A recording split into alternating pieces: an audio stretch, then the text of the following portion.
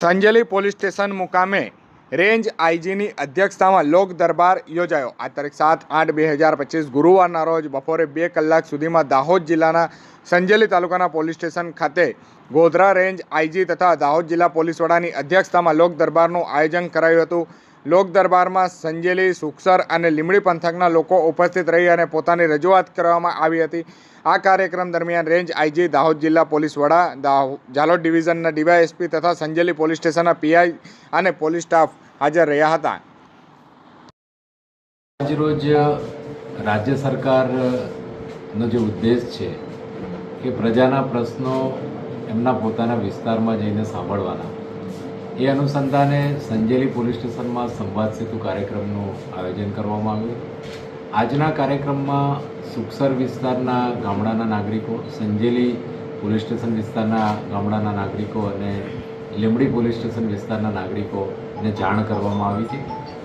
Printing media દ્વારા અને electronics media દ્વારા આ જાણ કરવામાં આવી હતી। આ અનુસંધાને આજે સંજેલી પોલીસ સ્ટેશન ખાતે લગભગ 60થી 70 જેટલા નાગરિકોએ જુદા જુદા પ્રશ્નોની રજૂઆત કરીને પ્રશ્નો સાંભળવામાં આવ્યા છે।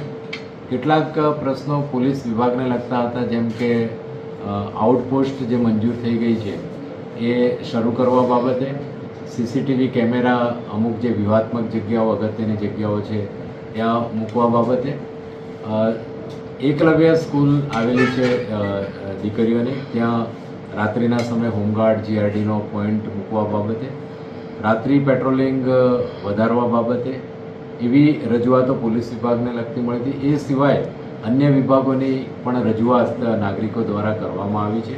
કેટલાક વિસ્તારમાં સ્ટ્રીટ લાઇટ આ ચોમાસાની સિઝનના કારણે બંધ છે, રસ્તાઓમાં અમુક જગ્યાએ ખાડા વગેરે પડી ગયા છે, તો એ ઝડપથી રિપેર થાય, એવી નાની મોટી રજૂઆતો અમારી સમક્ષ કરવામાં આવી હતી।